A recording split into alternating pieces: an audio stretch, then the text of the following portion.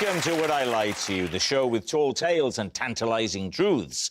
On Lee Mack's team tonight, from Coronation Street to the post office, it's the wonderful Julie Hesmanhausch. And she's a DJ, a presenter, a filmmaker. It's Yinka Bikini. And on David Mitchell's team tonight, will she be the last one laughing? It's comedian Harriet Kemsley. And stand up for Strictly champion Chris McCausland. So, to round one, Home Truths, where our panellists read out a statement from the card in front of them. To make things harder, they've never seen the card before, so they've no idea what they'll be faced with. It's up to the opposing team to sort the fact from the fiction. Julie, you're first up tonight. I once put on 2 stone in 3 months for an acting role, only for the project to get cancelled. Oh, David. What was the project? What was the role? So it was a Channel 5 drama, comedy drama, called Fatty and Thinny. It was very good, actually. It was a very good script, Yes. and the premise I mean, it of sounds it was... good. It sounds quite sophisticated. The premise was a sort of seaside postcard kind of couple, and so she was a sort of, like, big lady and he was a tiny little skinny man. What did you do to put on the weight? Well, it was amazing. It was the most wonderful few weeks of my life.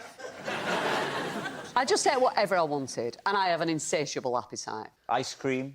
Ice cream, Bread. donuts, bread till it was coming out my ears. Are you learning your lines at this stage? She's eating them. Whatever happened to Fatty and Thinny? Well, the project just went under, as it sometimes does. Chris McCausland, what do you think? I'm inclined to believe this. Because? Fatty and Thinny, she came up with that quite quick. Yes, she did come up with Fatty and Thinny Very quite quickly, but the card said she had to put on weight for a role, and what she came up with quickly was the role of Fatty. And in a sense, I mean, I'm not saying it isn't impressive, but it's a believable level of invention. Yeah, I think it's a lie. What do you think, Dave? Well, I think it's a lie. I must say, I love the way that Chris just referred to you as Dave. Oh. Because you're not a Dave, are you? Oh, I don't often get called Dave, but I don't mind. We can see why. Now... Because Yes. you look... Chris, if you could see me, you'd never call me Dave. Because I've got the word David tattooed over my face. They think it's a lie. Was it a lie, or were you telling the truth? It's a lie. It's a lie. Julie didn't put on 2 stone for an acting role. Chris, you're next. OK, there you go. OK. Cheers. On a recent visit to the Liverpool team's training ground, I went in goal and saved a penalty from Mo Salah. Do you know what? It's more ludicrous that you would do that, David. We all know who Mo Salah is, Yes. right? Yes. Right. I don't. Well, he's a footballer for Liverpool. A very good footballer for Liverpool. In fact, so good, Yeah. I would fancy his chances of scoring a penalty against anybody, and Chris has saved it. So, Chris, I know you want David to carry on with this, but you're going to have to take over now. So what were you doing at... Was it at Anfield, did you say? No, it was a training. They've got, like, a charity foundation.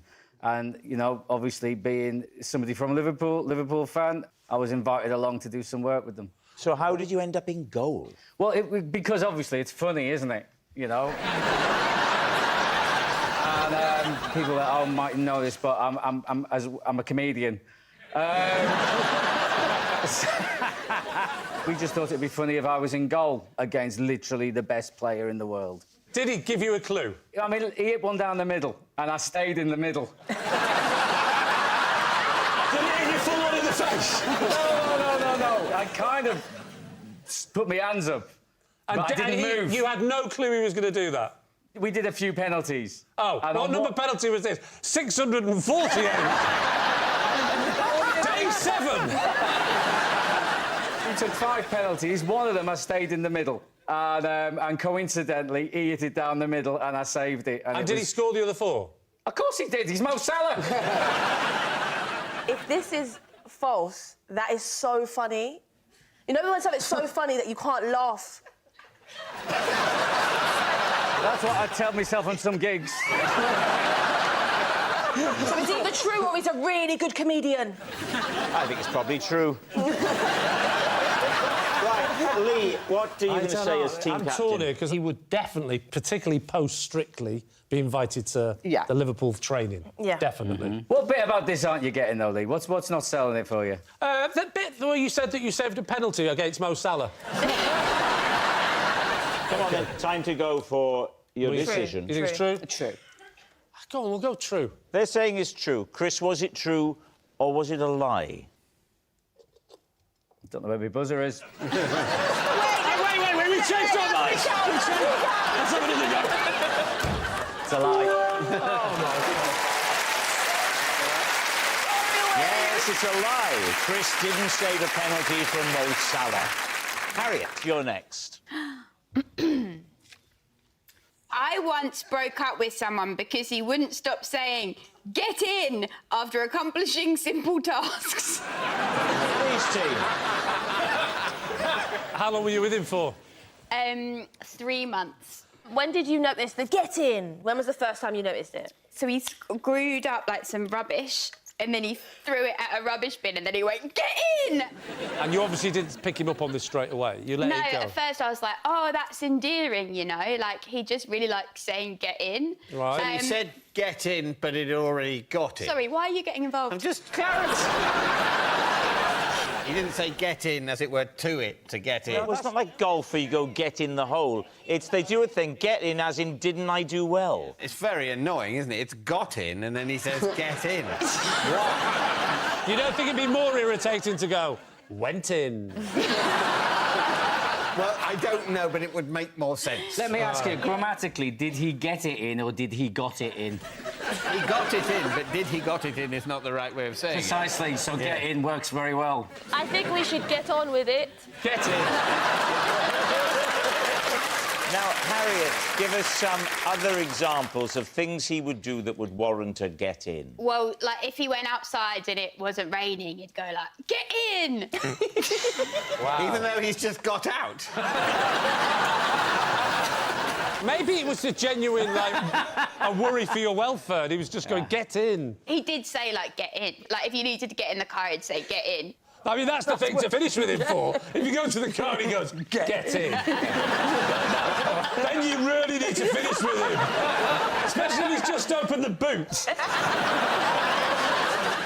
What was the final get in that broke your camel's back? It's a bit upsetting. He worried that he'd had an accident. You mean in his pants? Yeah. And then he checked and he hadn't. He went, "Get in." Oh, my God. Why did you finish with him? He sounds like a real catch.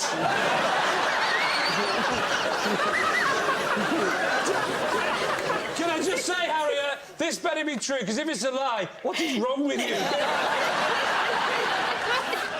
Talk about taking joy from the sporting delight. I haven't wet myself. Get it?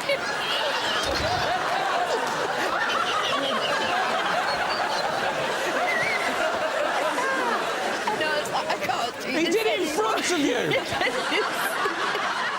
All right, it's like something from Jane Austen. But is it true, Julie? Oh, Gad, this sounds true to me. Oh, it's traumatic. I think he sounds nice. He's like full of joie de vivre. The thing is, there'll be some wife sat next to him on a sofa, no idea, and then go... I think it has to be true. I just feel like you'd date someone like that. Two truths. What are you going to say, Lee? Oh, my God. Anybody else would have said, no way would you date a man like that. Harriet, she's dated a man who's looked at his own underpants and said, get in. So you're saying it's true. They think it's true, Harriet. Is it true or is it just a lie? It is a lie. Very well done. Yes, it's a lie. Harriet didn't break up with someone who kept saying, get in. Our next round is called This Is My, where we bring on a mystery guest who has a close connection to one of our panellists. This week, each of Lee's team will claim it's them that has the genuine connection to the guest. It's up to David's team to spot who's telling the truth. So please welcome this week's special guest, Gillian.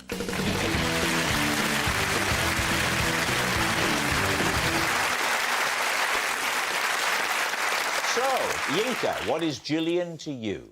This is Gillian. She once called into my radio show to remind me that I had a dental appointment. Julie, how do you know Gillian? This is Gillian when I was on Coronation Street. She had to walk me to the canteen hundreds of times because I could never remember the way. Now then, Lee, what's your relationship with Gillian? This is my wellness guru, Gillian. We once had a ding-dong when she said that I bonged her gong wrong. So there we have it. David's team, where will you begin? OK, so, Yinka, explain how this happened about the dentist appointment. So I used to do the breakfast show on Capital Extra. Yeah. Which He was... knows that. My #1 listener over there, Dave.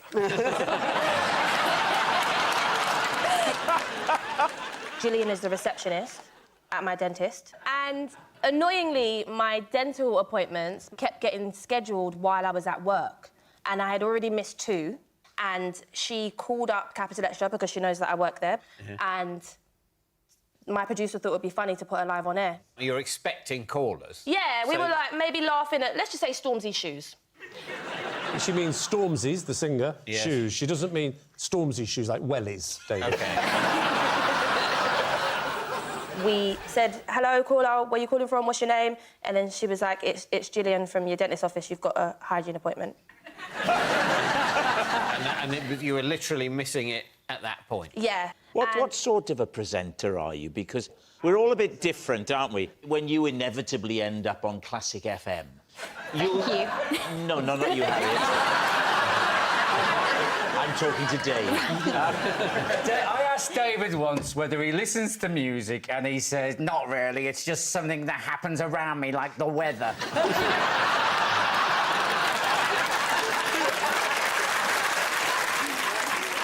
All right, so you have the conversation. Yeah, so I was like, have I missed my appointment? And she was like, yeah, it was at 9 o'clock. And I was like, oh gosh, I'm so sorry. Can I rebook it? And then Live on air. this is on air. OK.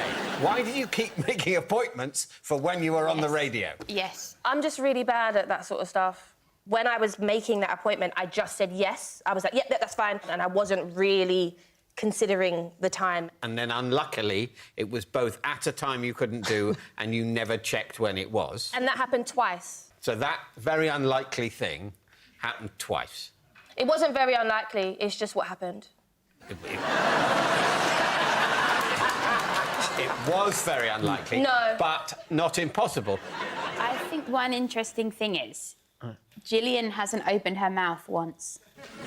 You do know she's not meant to talk. It would be a more weird look to go. Oh, she opened her mouth for a second there. But did you see teeth? She's got great teeth. But whether or not she had teeth... Oh, no, that would be relevant. I'm not sure if it would be an acceptable reason for officially denying employment, but the dental practice might think it was the wrong look. Here's the thing, does Gillian look like the kind of person that would work in a dental surgery, David? She looks like the kind of person that would have a ding-dong if you bonged her gong wrong. David, who would you like to speak to We'll next? go with Julie next. OK. Julie, just remind us. Yes, so this is Gillian, and when I was in Corrie, she walked me to the canteen hundreds of times because I could never remember my way there. How far was the canteen from the set? Well, the set was in a different building to the canteen, so you'd have to leave Coronation Street, through a door, down a series of very labyrinthine corridors. Do you have a bad sense of direction? A very, very bad sense of direction. That was a wise answer at that point. Because if you'd gone, no, I'm brilliant, never have to show me twice, then someone would say that's canny. How long was you on Coronation Street for? 16 years. When did you leave? 2013. So what was Gillian's role on the show other than showing you to lunch? Gillian is a makeup artist. When I first met her, she was a trainee, and then over my 16 years, she worked her way through the ranks. So you first met her 16 years from when you first began? Yes. So 16 add 12 is 28. Yeah. 28 minus her age. Hang on, what? What you're saying is, if it's 16 years before 2013... If she started in 2013 and then it's 16 years before that, then this lady is older than she looks. No, that's true. She wasn't there for the whole time. Can you remember what year Gillian started? Possibly 2001. Okay, so then we move the one, and then it's 20. Why are you moving the one? I think it's simpler than you think. 24 years ago. 24 years ago, she'd need to be... At least what? 24. Do you think it could have been... So, no, she wouldn't have to be 24, she could be 20. But then she's a baby. What? not 20 now. If she was 20 now, she'd be -4 then. Surely, when lunch is called on Yeah. the Coronation Street set, aren't lots of you going to lunch? The thing is I had a wig in Coronation Street, so... No one recognised you? No. So I would go to the makeup room and take my wig off. Just for lunch? No, she'd have a burger for lunch, not the wig. And when I came out, Gillian would be the one intercepting me. All right, now then, what about Lee? Yeah, no, that's not true. Lee, remind us of your claim. This is my wellness guru, Gillian. And we once got in a ding-dong when she said I bonged her gong wrong. Why do you consult a wellness guru? Because this comes at a price. What is the price? The price is going regularly to my wellness guru. I want to know why you consulted a wellness guru and what the wellness guru did for you. Well, I've reached a certain age where I thought I'm going to start looking after myself. Because a few weeks ago, as you know, I hit 40, and I thought it's... Well, you know what it's like, David, you're 2 years older than me, and it's time to look after yourself. I'm not, by the way. I know I look it and seem it and everything, but I'm younger. So there. Anyway, so yes, I decided I was going to start looking after myself, taking care of myself. What are you doing to take care of yourself? She does the oils, the grounding... What's all grounding, Lee? Grounding is when you take your shoes and socks off and you stand on the grass, and now I describe it, I am being conned, aren't I? What oils are they? Lavender is my favourite. I like the citrus one. Citrus? And name one more. Vegetable.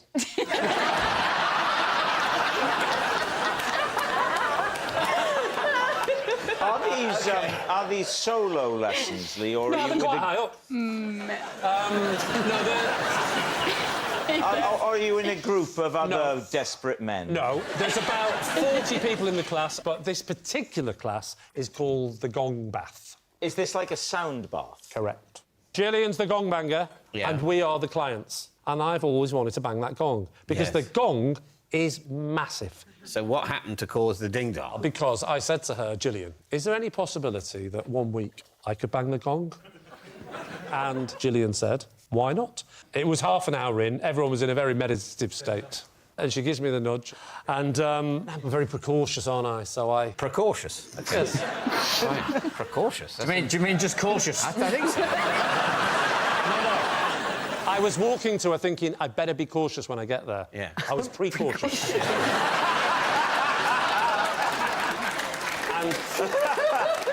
And when I got to her, I was in full cautious mode now. Yes. This was very much in the present tense cautious. Yes. So I hit it. Boom. I hit it perfectly, sweet spot, right in the middle. She's happy, and I give it one of those. Touch my hand on it, don't I? So it's gone. No. Boom.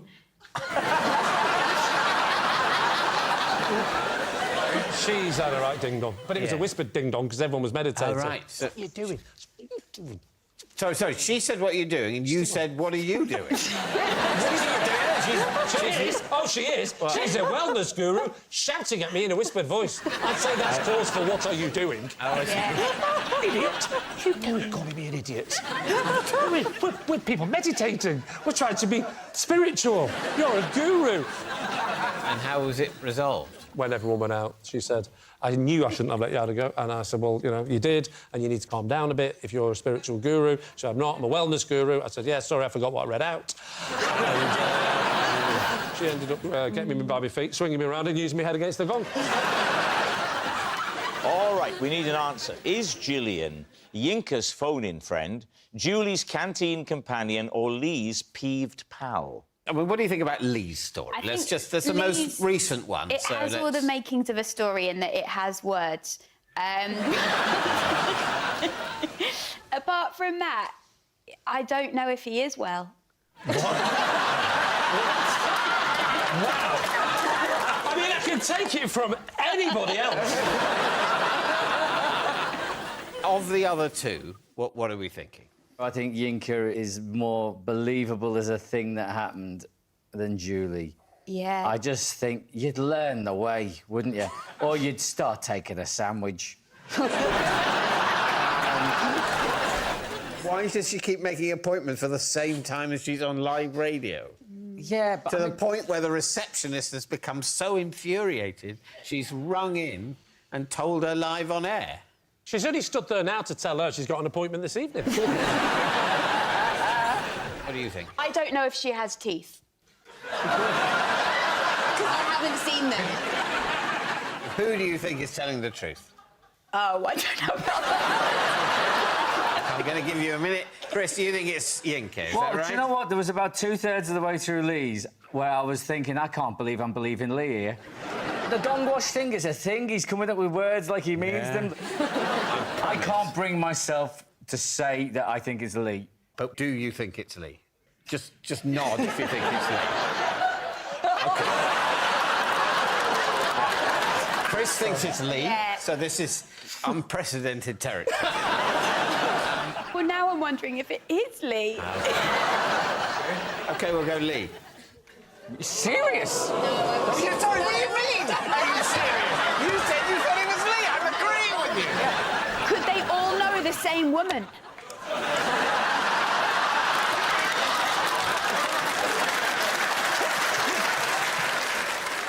So you're going to say it's Lee? You're saying it's Lee? OK. Gillian, would you please reveal your true... She's got teeth! I'm Gillian, and I used to escort Julie to and from the Corrie canteen. Yes, Gillian is Julie's canteen companion. Thank you very much, Gillian.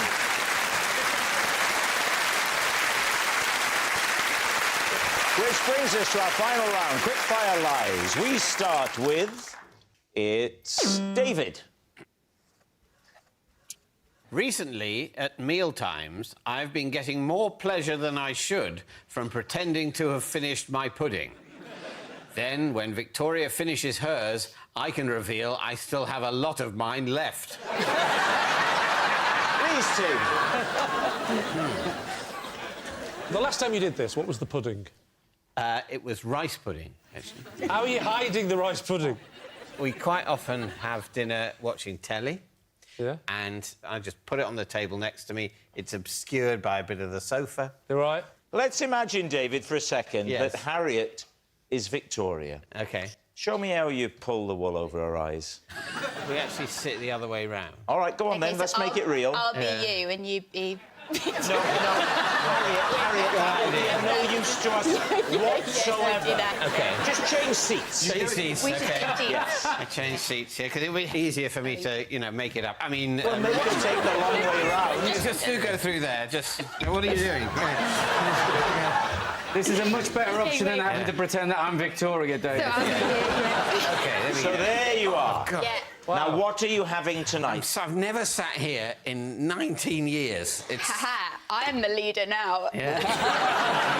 What are you having to see? First of all, the pudding. What's on the telly? Let's say on the telly, it's like something with a murder, like... Morse. Or Poirot. Love a Poirot. If you watch a Poirot and the money they've got just for period vehicles, it's amazing.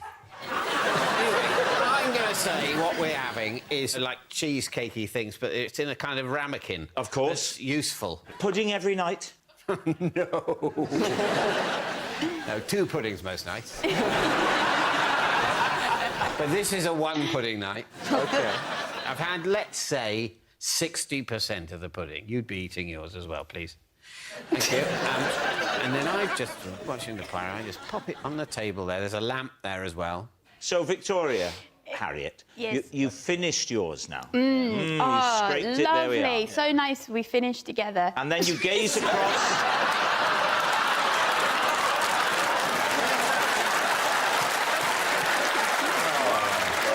Victoria has never said that. David, I'm sorry. This isn't nice. Now then, at what point do you reach across and play your joker? I just go... Bring it back. What? I know. Because it's a law of economics, isn't it? That I wait for an economic environment of greater scarcity of a certain commodity, and therefore its value is elevated. So what I'm eating is, by definition, better than what was eaten earlier. And is this what you say to her in the moment? I know you just gave us, like, a real fiscal breakdown, but Thank why... you. Why... And I am having one as well. Can I just say, if this is true, you've got to stop. It's quite hurtful. I feel sad that you did this and I'm not even your wife. She says it's funny. She says it shows what a character I am. All right, the role play is over. Return to your seat. Please. And a round of applause for some lovely performance there. Now, Julie, what are you thinking? Is it the sort of thing he would do? I totally buy it. You believe it? I think that's fun. What are you thinking, Yinka? Yeah, you strike me as the kind of guy who does that sort of stuff. So I'm going with my team and say it's true. OK, then. they think it's true. David, was it true or was it a lie? It was, in fact, a lie. Oh, no! It's terrible! Yes, it's a lie. David hasn't been playing with his pudding. And that noise signals time is up. It's the end of the show. I can reveal that David's team has won by 4 points to 1. Oh, yes! That's so sorry. Thanks for watching. We'll see you next time. Good night.